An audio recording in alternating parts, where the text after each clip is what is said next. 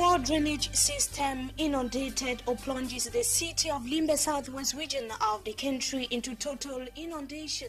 A child dies and enormous material damage recorded to that effect. And the National Communication Council today began touring media organs here in the economic capital Douala with the principal objective of restoring order in the media landscape in the country. We get to hear from the president of the National Communication Council, that is Bishop Befe Ateba, in the course of this newscast. These are major headlines, details and more just in a moment.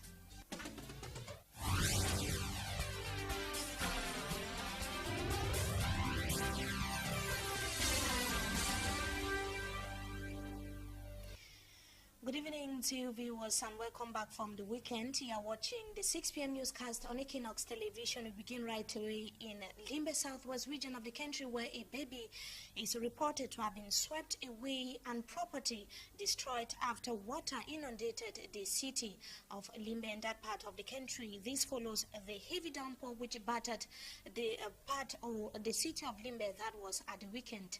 Davison Mamo tells us more in the following report.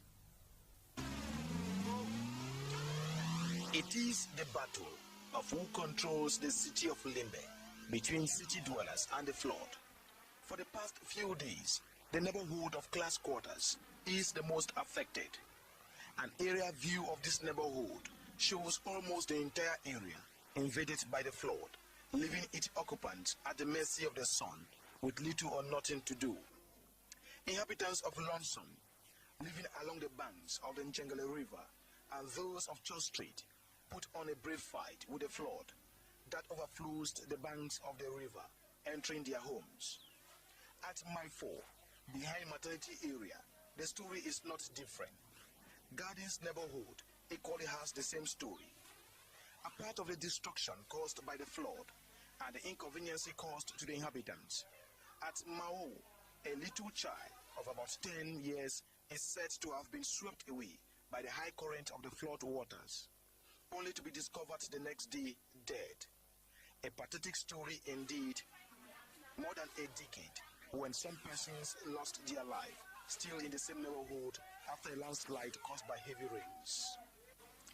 The people of this petroleum city in Cameroon are blaming the state for not doing anything in as far as putting a better drainage system is concerned. Experts have equally said if nothing is done to build better and solid embankment, the sea will one day swallow part of the city. Meantime, the president of the National Communication Forum has said the organ would not relent at putting order in the media landscape in Cameroon. His Lordship Befe Ateba was speaking to media men and women today in the economic capital Douala, where he and his newly installed bureau visited. That was today in the city of Douala. Amongst those media houses was Equinox Television, where he and his close collaborators also made a stopover. And let's now listen to Bishop Befe Ateba. He was on one-on-one with senior reporter Chris Toby.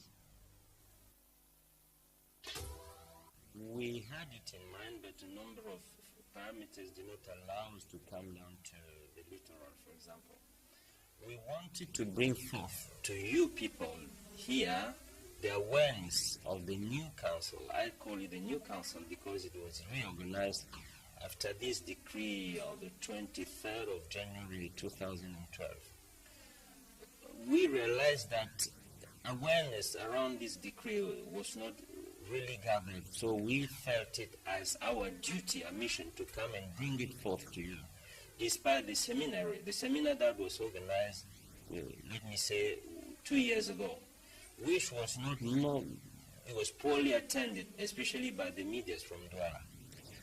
And also, this is a pedagogical methodology that we took to come to you and bring the council as it is, its nature and its missions. The council does not work for the government. It is independent, but it is not sovereign.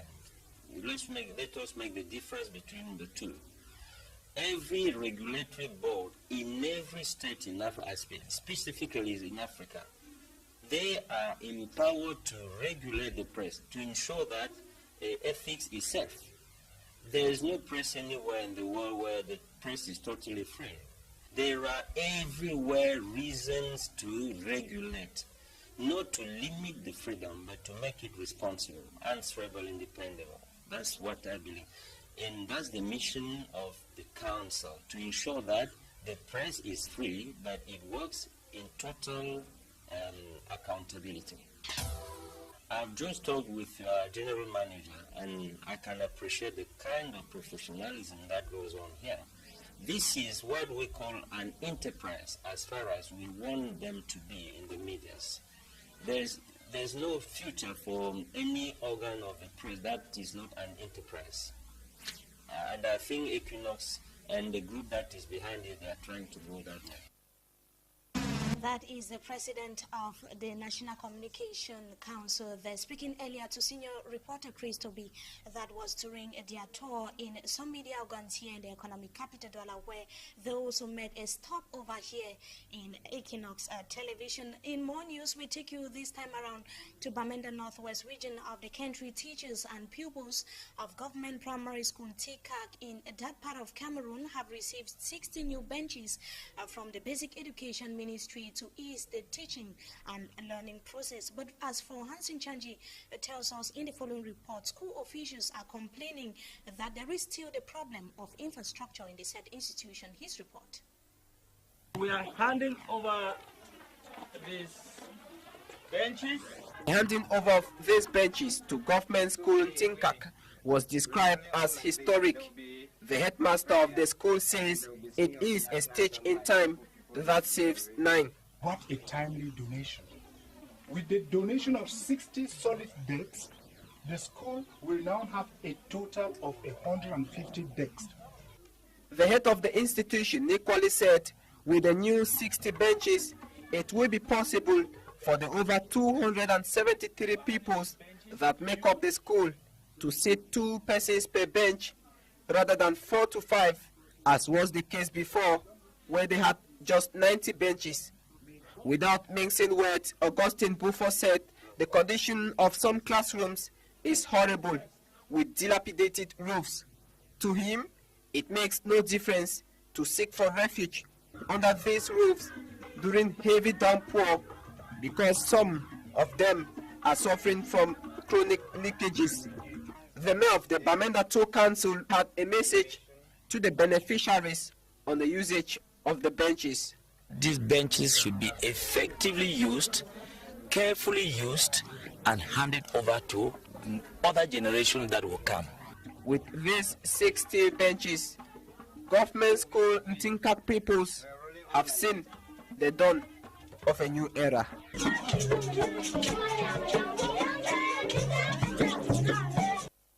The launching ceremony that took place at the Fons Ranch in Mankong, Bamenda 2, was pregnant with promises. The Minister of Livestock, Fisheries and Animal Industries, Dr. Tiger, said the government of Cameroon has a 26 billion project plan for farmers in this sector. He said particular interest is paid to farmers of the Northwest region who are leaders in developing pastoral activities in the country. Launching this nationwide mass vaccination campaign, the minister said the cost of the vaccine will be borne by the breeder, but at a minimum of 85 francs per dose. Animal diseases that not only generate direct losses for farms, but are also...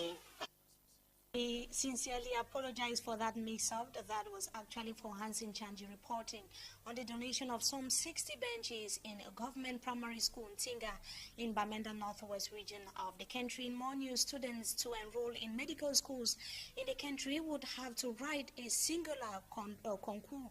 The novelty introduced by the government aims at cleansing medical schools or the medical sector in the country. The Minister of Higher Education was speaking during a press briefing he granted journalists. That was in Yaoundé Central region of the country. Roland Akong tells us more in the following report. To give medical students the best quality of training in Cameroon, government has launched for the next academic year a singular entrance exam for all medical schools in the country. 800 students will be recruited and distributed to eligible public and private medical schools with adequate teaching infrastructures and qualified lecturers.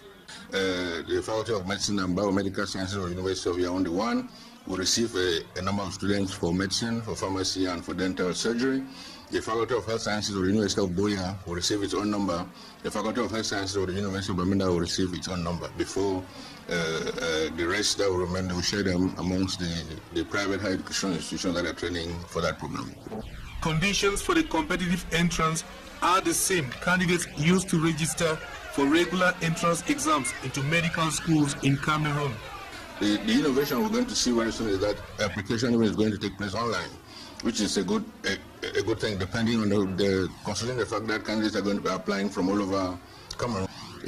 Checking corruption, it's a process that is going to be centralized, and I think the fact that it's going to be centralized, teachers will come from all over to grade the scripts. I don't see how it's possible for anyone to thwart the transparency that is going to characterize the process. The exam is now organized by a single structure to be written in a single center. Deans and directors of eligible public and private medical schools in Cameroon will be part of the structure. This innovation comes after the closure of all medical schools in the country that do not meet with required standards. Definitely before that happens, a list is going to be published of those schools that are eligible to receive candidates out of the competitive national entrance examination. But what becomes of students already receiving medical training in clandestine medical schools in Cameroon? So those that will be shut down, eventually the candidates are going to be sent elsewhere to better institutions than where they currently are. That is, of course, how the examination exercise or the written part of the exams is going to take place. But another intriguing question is how would the training exercise be carried out? Roland Akon further tells us in the following report. The 800 candidates recruited will undergo a 7-year training. After 7 years, they will write a national board exam to graduate as medical doctors recognized by the National Medical Council. After graduation, those who want to specialize will undergo a 1-year housemanship in application hospitals for full-time practical training to pass into specialization directly. While practicing, the medics will go through a recertification process after every 3 years, an evaluation to test whether they are still good on the job. All this is to ensure the quality of training of those to be entrusted with the health of the population and to put order after anarchy allowed for a long time by government on medical training in Cameroon. But what about medics coming into Cameroon with certificates from other medical schools abroad? That person's certificate will have to be evaluated first to make sure the curricula that was followed for that training program satisfies our own curricula for the training of a medical doctor, if it's a medical doctor. If it's a pharmacist, we'll have to verify whether that has been respected. It is until that has been done, which is a job that the Minister of Higher Education does, the National Medical Council still has to admit the candidate into their board before he can effectively begin practicing in Cameroon. Roland Akon reporting from Yaoundé Central region of the country. Now, new or senior councillors in the town of Limbe have voted in favor of the law to demolish all makeshift structures in the city, particularly those along the roads. The decision emerged in an extraordinary session or council session which took place in that part of the country. Davidson Maimo in the following report tells us that the concerns were also raised on the low rate of expenditure at the Limbe Municipal Council. His report. After senior councillors of the Limbe City Council unanimously voted empowering the government delegate to Limbe City Council to ask inhabitants to have all houses along Major Street painted white, and the destruction of makeshift structures last year, the senior councillors have once again empowered the government delegate, Mutanga Andrew Monjimba, to have all dilapidated houses demolished. A decision some senior councillors whispered to this reporter that their hands were tied. It is in the first ordinary session for 2013. The government delegates said the decision is not meant to kill the inhabitants, but to beautify the city and keeping it clean. It's not a total citizens.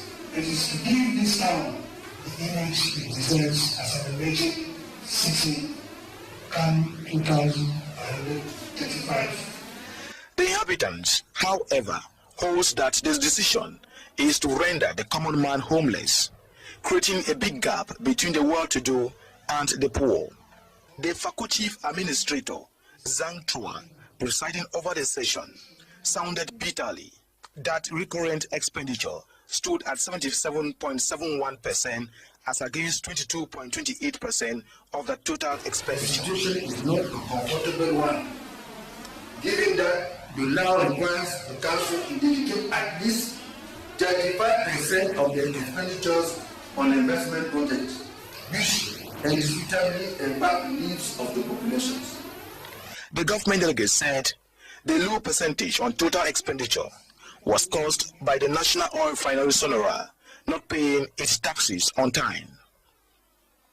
And in the wake of the putting in place of the law as indicated there by Davidson Maimo, some LIMBE residents have simply described the move as uncalled for. They argue that it takes more than just demolishing houses in LIMBE southwest region of the country to have an emerging city by 2016, as officials of the LIMBE City Council claim. To them, there are other pertinent issues that need to be addressed by officials of the LIMBE City Council. Let's get to listen to some of the LIMBE residents who angrily spoke to our reporter Davidson Maimo. If you want the town to look nice, then we should take this as an old town. Then let's see the new town or new city, modern city, and they're doing other area and make the city look, that city to look beautiful. I thought the council would have, while in session, they talk about drainage, a lot of houses, the session that is going on there. Let them actually think what they have to do in this particular town. The demolishing of all houses, it doesn't look necessary. To me, it doesn't look necessary. Go back to the old place, to the places where you find it's undeveloped. And then look at the job opportunities. Where are they? Then you want to grow and then you keep the other families where? What have they done with Church Street? What have they done with class quarters, gardens, and the rest? So all those things is just a formality. The government wants to create problems for people, for local cause. We talk something else this time around for sports football. There is good news for the national football team following a FIFA sanction on Togo that was this afternoon. The World Football Governing Body deducted 3 points from Togo and added to the Indomitable Lions of Cameroon after the team is said to have included 2 unqualified players on their list in their last encounter in LIMBE with the Indomitable Lions of Cameroon. Cameroon now tops the Group I with 10 points, followed by Libya with 9 points, the Democratic Republic of Congo 6 points, and Togo, after the deduction of the 3 points, is now with 1 point. Join us in the second part of this newscast. We meet a former Indomitable Lions player to tell us more on that. That is going to be during the talking point.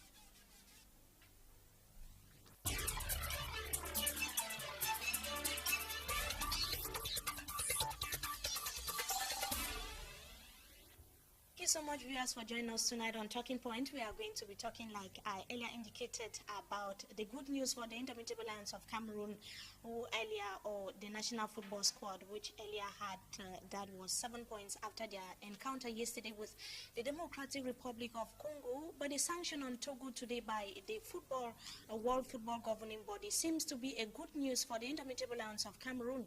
They have so far deducted 3 points from the Togolese national football team and added it up to the Indomitable Lions of Cameroon. Tonight, we have a sports analyst. Good evening to you, Michel, and thanks indeed for joining us tonight on Talking Point. Good evening.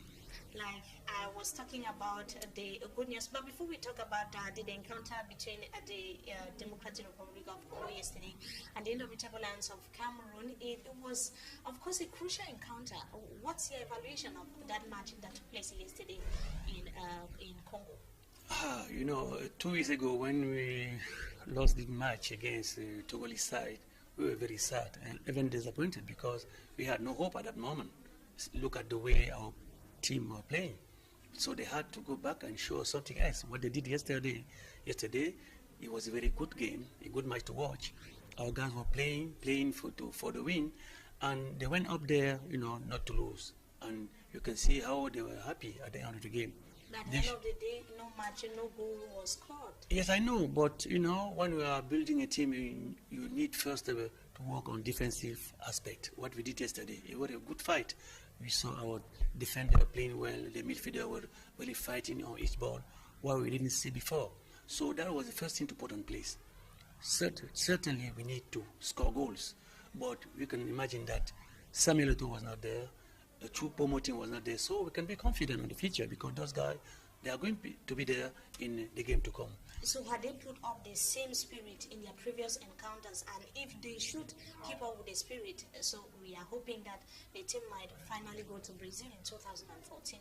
Well, we still have to play against maybe higher team, so we still need to be concentrated. It's very important. But what I'm saying is that today our team show a lot of fighting spirit. The confidence was there. They were playing one for each other. So it was nice to see. And I say that putting that in place, what we need is to put something else in the attacking system. And we can say that we are confident because Samuel Eto'o was not there. Because this guy, he was on the pitch. I'm sure that we can manage to score at least one goal. So we can be confident, but we need to work. We keep working and to be concentrate. These days, players seem to be happy with coaches. We see that something is changing, something is going well. So they should keep that momentum going. And if they do so, with, as I said, those players, injured players, coming back into our list, we can be confident for the future. Especially as the national football team is going to face other tougher teams ahead, like you earlier indicated. Now, let's move to the good news. The status of the Indomitable Lions of Cameroon changed overnight. That was today following the decision by FIFA, the World Football Governing Body. It deducted 3 points from Togo after they discovered that two players that took part in the encounter between the Indomitable Lions of Togo during their previous encounter were unqualified, if I'm correct. So yes. What's your reaction to that? Well, it's a good news, but we still have to play a game. It's a good news, but as a coach, you have to say we should remain concentrated. It's very dangerous, to be overconfident. Now we are ahead by a point. That means that Libya had to beat us here in Cameroon, which is possible. They can come here and win a game. So we need a draw to pass through. But by losing, Libya will go through. So we need to be very, very cautious. So it's good news, but we still have a match to play. Before you play a match, you never know what's going to happen. So we still need to be really, really concentrate. Go over the Libyan, get qualification to move up to the last round because we are not yet in Brazil. We still have the last round to play, which is going to be very, very crucial. Hopefully, if our team keep going, moving up, doing good things like they did yesterday, there is some sense to say, okay, we can be confident. So even topping the Group I is no guarantee that things might get better even after meeting Libya. If the Indomitable Lions do not keep in their team, do not keep their team spirit and make sure that they win the Libyans in their encounter, that is going to take place on the 6th of September. Absolutely. What I'm saying is that we still have to go through a match. We need at least a draw against Libya to qualify for the next round. And Libya is a very, very good team. They can come here and win. You have to say that. They can beat us in our home field. But we hope that players are going to keep the same concentration. The head coach is going to do the same thing and to make sure that Samuel Eto'o, Choupo-Moting, that our firepower, because we have problem in our offensive play.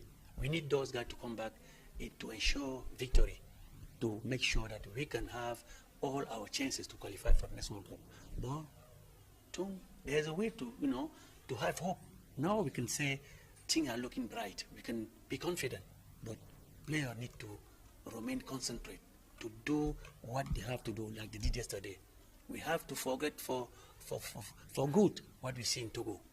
Poor goals, lacking of concentration. No, we have to keep playing like we did yesterday with more to be aggressive in all our compartments. So by doing that, I think we have a chance to qualify. We all remember that during their encounter yesterday with the Democratic Republic of Congo, Asuekoto, Etofis, that it's much expected that they can bring victory into the team. They were not there, but you are so positive, and you are hoping that during the encounter between Libya, they should be present to be able to secure the position of the Lions in the next round encounter with other tougher teams like you indicated. So what's going to happen if they are not present? Why they should not be present? They should be there. I mean, this is the life of the Cameroon country. So they are Cameroonian. No, Samuel Eto'o was injured. So we hope that you get a proper treatment and be ready. Because our problem is in our offensive part of the game.